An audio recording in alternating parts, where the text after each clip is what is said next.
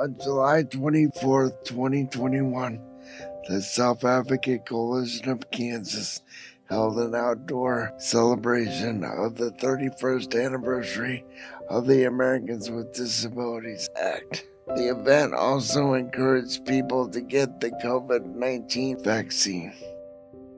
At the event, we interviewed self-advocates and their families to understand their thoughts on COVID-19 and the COVID-19 vaccines. This video is a collection of self-advocates and their families' perspectives. Why should we protect ourselves from COVID-19? COVID is a dangerous thing not to play with. This is truly a public health crisis right now. We're losing people in the community. We've lost over 600,000 people, and this could have easily been prevented. I've been hearing on the news lately that 20 to 40-year-olds or older are getting sick and being put on ventilators, and I don't want to see anybody do that. Infection numbers are going up, and the vaccination rate is not going up as much as it should be.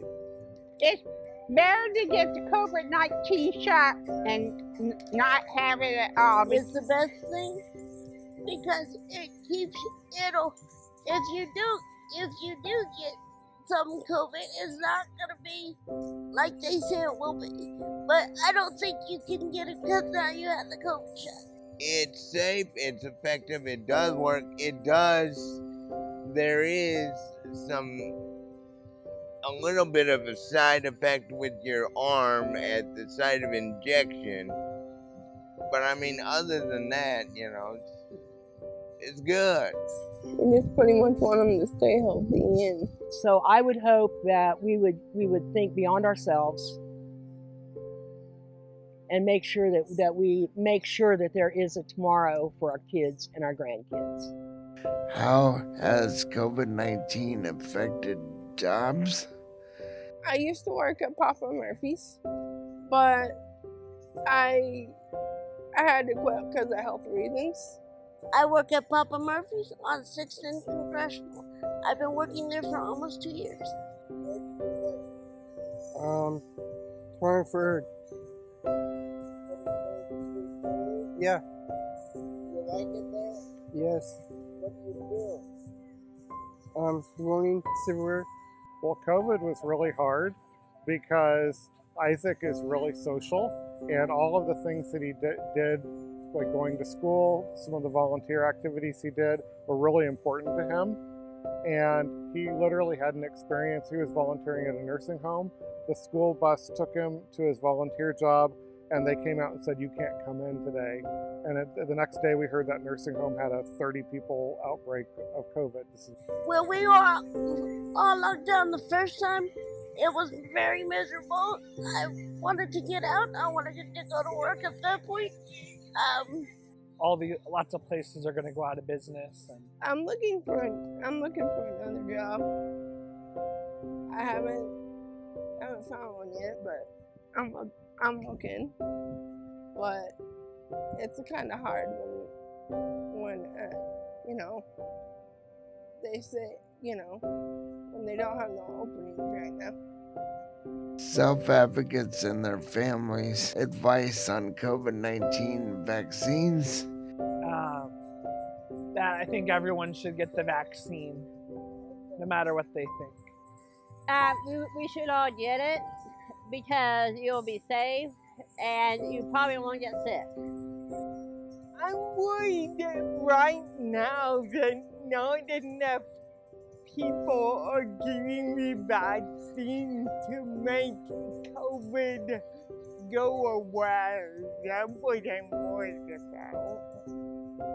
COVID-19 is a very bad virus, but I'm excited about the vaccine. The fact that there are multiple vaccines, that they're out there, they work, they're effective.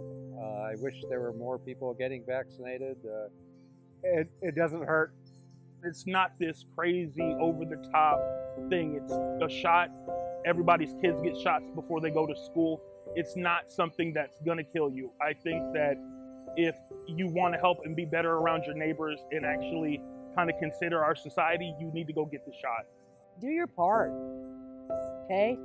Do your part, because it's going to take every single one of us thinking about other people and thinking about ourselves and thinking about what we want 10 years from now. I guess it's just like not like really thinking through and like doing your own research and not allowing like what social media people are saying. Because the thing is, like, if you listen to an actual qualified physician and doctor who can walk you through that process, then things will be good. So that was like one of the things I learned about COVID-19 and the vaccination. And part of it was like really ask myself, do I want this? And 2 months later, I feel fine. Life after COVID-19 vaccinations. You go out to eat a lot, so I can go out to eat. I can go to functions like this. We can go out places and stuff like that. Let's see, I can sit here and talk to you freely, you know, without a mask on, participate in mass events. Well, I can safely go outside and interact with people without fear of severe illness.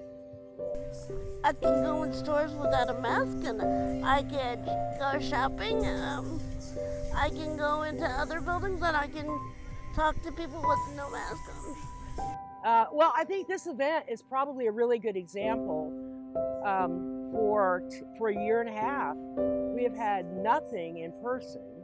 And we've even, and thankfully, I'm glad our conference in October was decided to be virtual.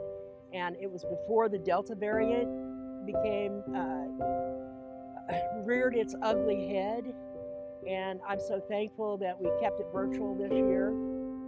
But this event is a really good example, wow, of a community that has really been progressive anyway in terms of getting vaccinations, but being able to come together today, wow, has been amazing. How do you keep informed about COVID-19? I heard about the vaccine on the news and from friends and people all around me. I learned about it through seeing other people go through it. I know a lot about it. I worked at the COVID call center. So I worked for KU, helping them get their students and staff vaccinated. And I'm vaccinated and my family, my husband and son are all vaccinated. So I learned about a lot about COVID-19 through the call center work.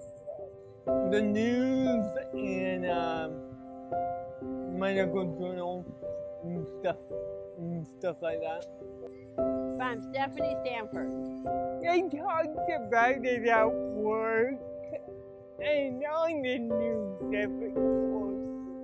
Well, through television and the media, and then for me getting it through my provider of residential services.